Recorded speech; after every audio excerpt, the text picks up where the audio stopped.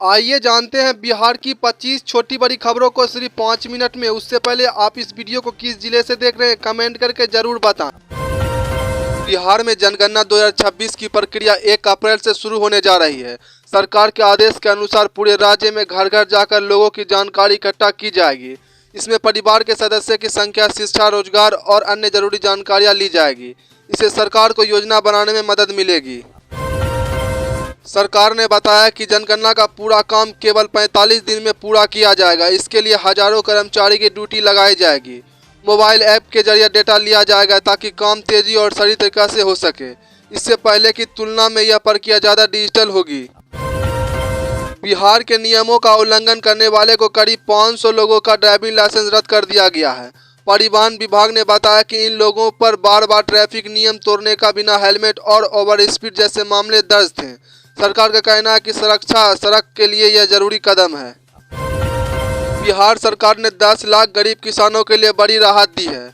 सरकार ने केसीसी यानी किसान क्रेडिट कार्ड के तहत लिए गए लोन को माफ करने का फैसला किया है।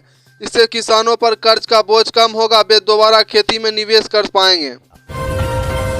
बिहार में सभी राशन कार्ड धारकों के लिए ई-केवाईसी करना जरूरी कर दिया गया है। सरकार ने आखिरी तारीख 28 फरवरी तय किया गया है। अगर कोई व्यक्ति समय पर ई-केवाईसी नहीं करता है तो उनका राशन कार्ड बंद हो सकता है। इसलिए सभी लोगों को जल्द से जल्द यह प्रक्रिया पूरा करना चाहिए।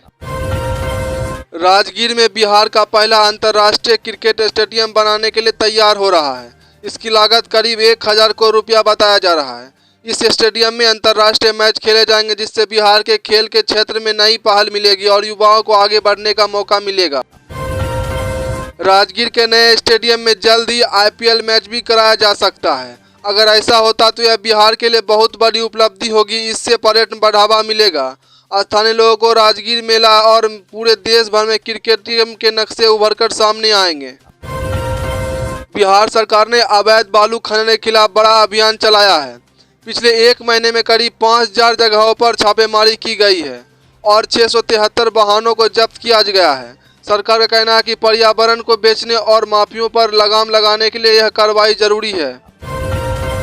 अब बिहार में सड़क हादसे में अगर कोई व्यक्ति की मौत होती है तो उसके परिवार और सरकार की ओर से 1 लाख रुपए की आर्थिक सहायता दी जाएगी। यह पैसा सीधे खाते में भेजा जाएगा। सरकार का उद्देश्य है कि पीड़ित परिवार को तुरंत राहत मिल सके। बिहार में बिजली चोरी रोकने के लिए नई तकनीक इस्तेमाल किया गया है। अब गूगल अर्थ की मदद से लोकेशन ट्रेस कर बिजली चोरी पकड़ी जाएगी। इससे गलत लोकेशन और अवैध लाइन का पता चलेगा। सरकार का कहना है इससे स्वराज बढ़ेगा और बिजली व्यवस्था सुधरेगी। बिहार के पूर्व मुख्यमंत्री राबड़ी देवी ने बड़ा बयान दिया है। उन्होंने आरोप लगाया कि बीजेपी और जेडीयू ने मिलकर वोट चोरी करके चुनाव जीता है। उन्होंने कहा कि जनता के साथ धोखा हुआ और आने वाले चुनाव में इसका जवाब देंगे। बिहार सरकार ने पशुपालकों की आय बढ़ाने के लिए नया प्लान बनाया है। इसके तहत गाय, भैंस और बकरी पालन करने वाले को सब्सिडी, ट्रेनिंग और बेहतर सुविधा दी जाएगी।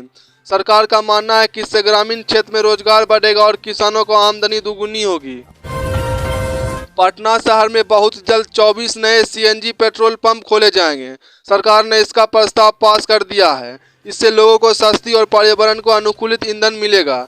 साथ ही में प्रदूषण भी कम होगा और ट्रांसपोर्ट सिस्टम बेहतर बनेगा। बिहार के 10 जिलों में निगरानी थाना खोलने का फैसला लिया गया है। इन थानों का काम होगा सरकारी दफ्तरों में होने वाला भ्रष्टाचार पर नजर रखना। अगर कोई अधिकारी घूस लेते पकड़ा गया तो उसे तुरंत कार्रवाई होगी और सिस्टम को पारदर्शिता आएगी। पीएम आवास योजना में बड़े फर्जीवाड़ा का खुलासा हुआ है। बिहार में 387 ऐसे लोग पाए गए जिन्होंने पैसा लेने के बावजूद घर नहीं बनाया। सरकार ने इन्हें रडार पर रखा है और जांच शुरू कर दी गई है। जल्द ही इन पैसों का वापस लिया जाएगा। पूर्णिया के सांसद पप्पू यादव की गिरफ्तारी पर राहुल गांधी भड़क गए हैं। उन्होंने इसे राजनीतिक बदलने की कार्रवाई बताया है। राहुल गांधी ने सोशल मीडिया पर पोस्ट कर कहा कि विपक्ष की आवाज दबाने की कोशिश की जा रही है। बिहार में वाहन चेकिंग के दौरान फर्जी दरोगा और सिपाही पकड़े गए हैं। ये लोग पुलिस की वर्दी पहनकर लोगों से पैसे वसूल रहे थे। पुलिस ने 4 लोगों को गिरफ्तार किया और उनके पास नकली पिस्तौल और राइफल भी बरामद की। अब बिहार में जमीन रजिस्ट्री के लिए ओटीपी सिस्टम लागू किया गया है। इससे जमीन मालिक के मोबाइल पर ओटीपी आएगा और उसी के बाद रजिस्ट्रेशन होगा। इससे फर्जीवाड़ा रुकेगा और किसी भी जमीन का बिना जानकारी नहीं बिक पाएगा। अगर आप बिहार के 10 लाख रुपए से ज़्यादा की ज़मीन खरीदते हैं तो अब नए नियम लागू होंगे। उसको ज़्यादा दस्तावेज देना होगा और ऑनलाइन वेरिफिकेशन भी होगा। सरकार का उद्देश्य है कि काले धन और बेनामी संपत्ति पर रोक लगाई जाए। के ग्रामीण सड़कों पर अब स्कूल और अस्पताल के पास जेब क्रॉसिंग बनाई जाएगी। इससे बच्चे और मरीजों के सड़क पार करने की आसानी होगी। सरकार का कहना है कि इससे सड़क हादसे कम होंगे और लोगों की सुरक्षा बढ़ेगी। बिहार में पीएम आवास योजना के नाम पर गरीब लोगों से अवैध वसूली की जा रही है। कई जगहों पर लोगों से 500 से 1000 रुपये तक लिया जा रहा है। सरकार ने लोगों से अपील की है किसी को भी पैसा ना दें और शिकायत दर्ज करें। मौसम विभाग ने बिहार के 10 जिलों में भारी बारिश और ठंड का अलर्ट जारी किया है। तापमान 6 डिग्री तक गिर सकता है। किसानों को सलाह दी है कि फसलों को सुरक्षित रखें और आम लोगों को ठंड से बचने का उपाय अपनाएं। बिहार सरकार ने बड़ा फैसला लिया है। 38 जिलों में करीब 52 लाख राशन कार्ड धारकों का नाम हटाए जाएंगे। ये वो लोग हैं जो पात्र नहीं है। सरकार का कहना है कि इससे असली गरीब लोगों को ही सही लाभ मिलेगा। बिहार में 1 करोड़ गरीब लोगों को पीएम आवास योजना का लाभ मिलने वाला है। सरकार की ओर से घर बनाने के लिए 1,20,000 रुपये दिए जाएंगे।